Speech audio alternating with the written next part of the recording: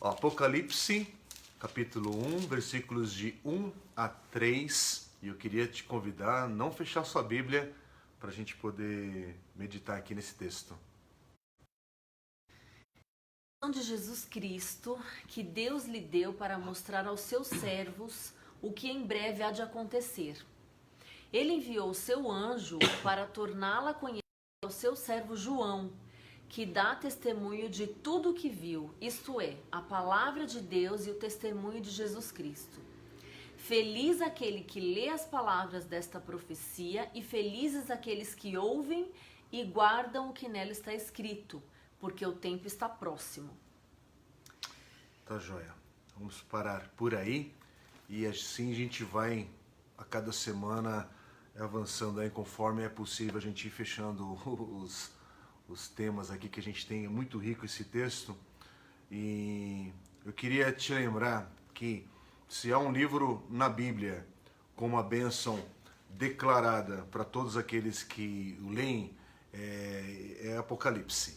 Esse é o livro que você começa e já tem uma bênção de Deus ali, declarada, explícita para todos aqueles que leem esse texto, que ouvem e obedecem aquilo que está aqui. E isso que a gente acabou de ler, tá bom, no versículo 3, daqui a pouco a Dê volta aqui. Gente, eu não vou fazer um estudo como se estivéssemos numa classe de teologia aqui, num seminário, e também não é uma pregação expositiva, enfim, como a gente também faz na igreja local e aos domingos, né, geralmente.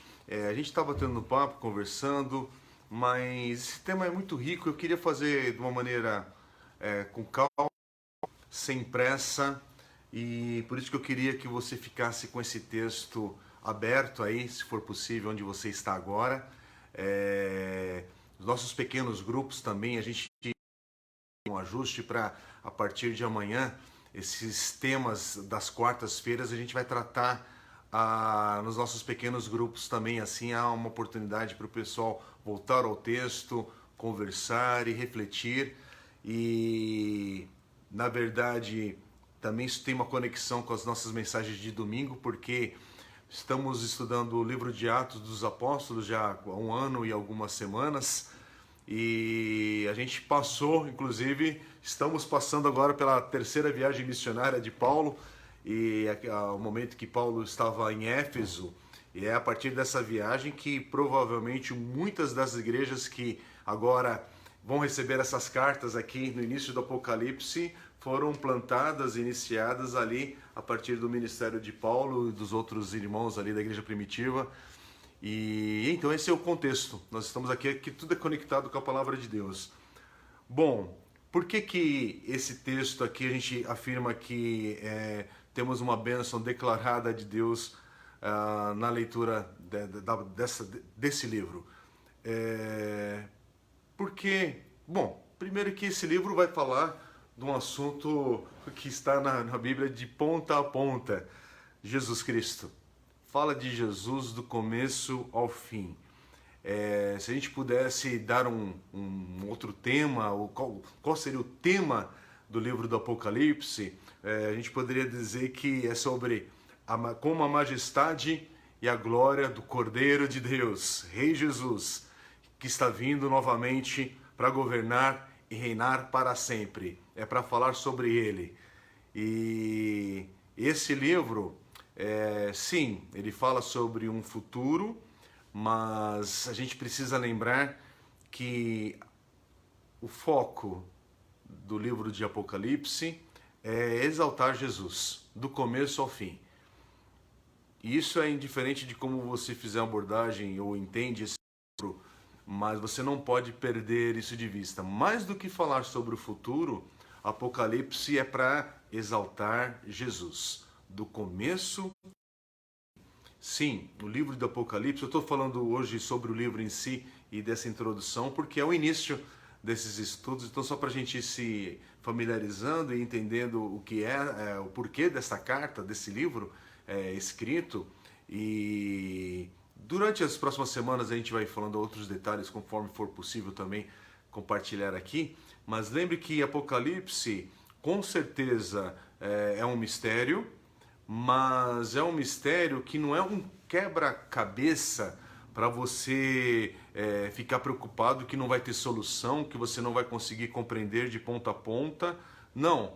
Primeiro que há uma promessa neste livro, há uma promessa determinada por Deus, e já já a gente já chega ali nela logo de cara do que o livro, o seu início, né? Logo no começo.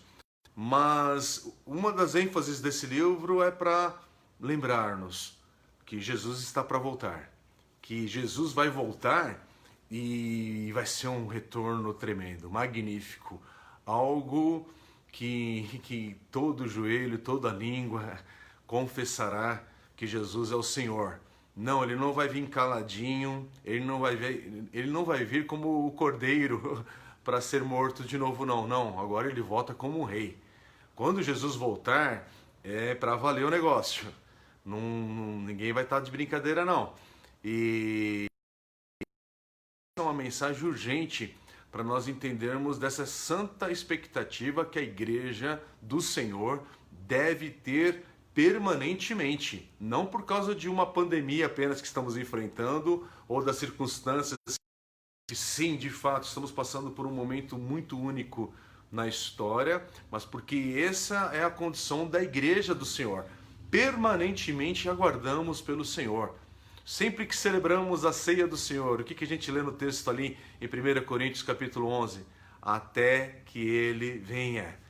Essa é uma lembrança, é a esperança que nós carregamos por gerações e gerações de pessoas que já estão com o Senhor, inclusive. Essa é a esperança que nos mantém na direção, no rumo. O Senhor está por voltar a qualquer hora, a qualquer momento. E, bom, quando a gente está falando desse livro, olha que detalhe interessante. Eu tirei isso de um comentário bíblico do pastor Danny Akin. Não sei se alguém conhece.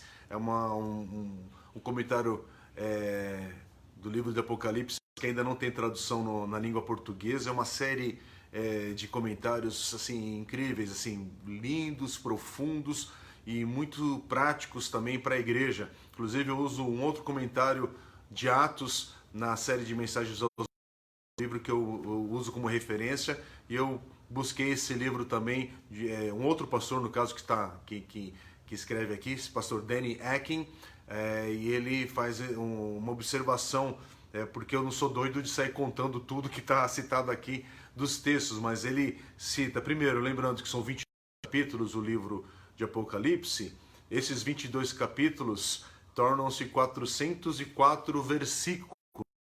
E olha que só, desses 404 versículos, a gente encontra 285 citações do Velho Testamento. E depois 500 referências ao Velho Testamento no contexto todo desse livro. E o profeta Daniel, ele escreve no capítulo 12 do seu livro de Daniel, capítulo 12, versículo 4, diz assim: mas você, Daniel, feche com um selo. Olha só a expressão, feche com um selo as palavras do livro até o tempo do fim. Daniel 12, 4. Agora, olha o que nós lemos em Apocalipse 22, versículos 10. Não cele as palavras da profecia deste livro, pois o tempo está próximo. Quer dizer, Apocalipse se mostra como um livro para ser explorado, é um livro para ser examinado, mas é um livro para ser acolhido também, para que a gente receba esse livro e o ensino que está aqui. Porque é nesse livro que a gente descobre a mensagem maravilhosa, que é o tema que a gente vê do começo ao fim desse livro, e aliás que passa por toda a Bíblia também, a grandeza e a glória de Jesus. Irmãos, mais do que mistério, mais do que símbolos, lembre-se, quando a gente lê o Apocalipse, nós estamos com um livro que afirma a grandeza, a glória, a honra, a beleza de Jesus. É isso, os anjos adorando, povos confessando e adorando a Cristo como Jesus, como Senhor e Salvador. É isso, do início do capítulo 1, versículo 1, até o capítulo 22, versículo 21. Apocalipse fala de e sobre Jesus. E se você ainda não teve a oportunidade de ler esse livro, é uma boa oportunidade agora você começar a ler o livro inteiro, apesar que a princípio a gente vai estudar apenas os 3 primeiros capítulos, talvez depois a gente prossiga, não sei, mas quero me comprometer aqui nesse primeiro momento apenas com os 3 primeiros capítulos, porque já temos bastante assunto para a gente ir observando, lendo, meditando, e pela misericórdia do Senhor, que esse texto de fato fale com a gente, que fale conosco nesses dias. Então vamos lembrar, o foco da Bíblia é Jesus, desde o Gênesis até Apocalipse. E é por isso que ele novamente é o foco desse livro. A Bíblia exalta Cristo e Apocalipse exalta Cristo também. Quando a gente lê os primeiros 8 versículos de Apocalipse, capítulo 1, não vamos ler os 8, a gente leu apenas os 3, então semana que vem a gente continua na leitura. Esses primeiros 8 versículos é como se fosse a introdução para o livro, o prólogo, né, que a gente chama,